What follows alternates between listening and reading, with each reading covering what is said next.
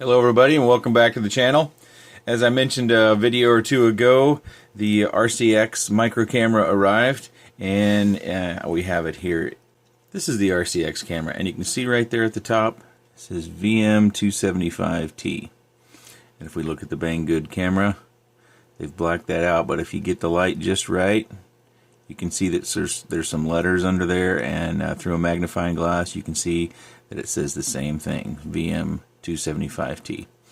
So essentially what we've got is the same cameras, and I'm also told that this is sold under the name brand of Bold Clash. The primary feature that's different about these is going to be the antennas. You can see that the Banggood camera uses a much more flexible, smaller coaxial cable here, and the RCX one is much stiffer.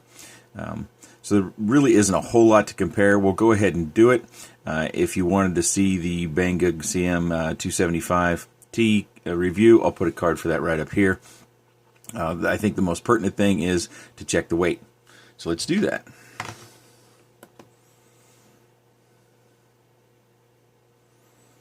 So we'll let the CM275 go first, and I've added a little lead so we have a little heat shrink on there. 3.3 grams. Now we have the RCX camera, 3.5 grams. So we have actually a little bit more weight on the RCX camera. It's very small, but that's probably in large part due to the thicker coax that they used. And here's a look at the back. You can see we've got different colors of PDBs that they've chosen to use. We have the same buttons here on the front.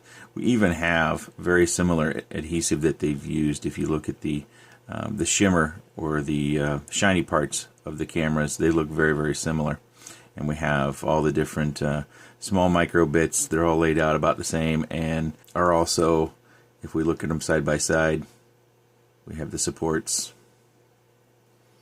They're the same as well.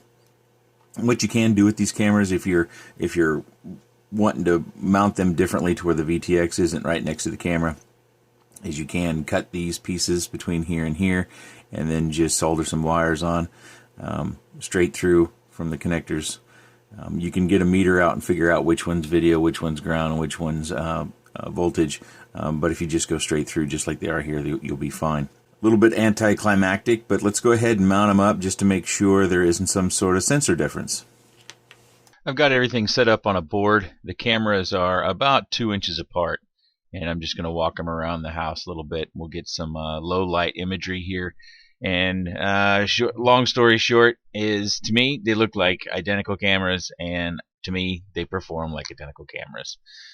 And I contemplated whether I should even post this, but if you're looking for confirmation, I think this kind of goes to that point. It's the same camera. Pick your source. I think there's some manufacturing variables where you might see slight differences. And when you're looking at these micro cameras, one of the big things you're looking at is weight. And the weight can be attributed to the manufacturer possibly switching different coax, different runs. I think the RCX camera might actually have a piece of aluminum housing around the antenna that the heat shrink is covering, so we could take those things off and save ourselves maybe half a gram.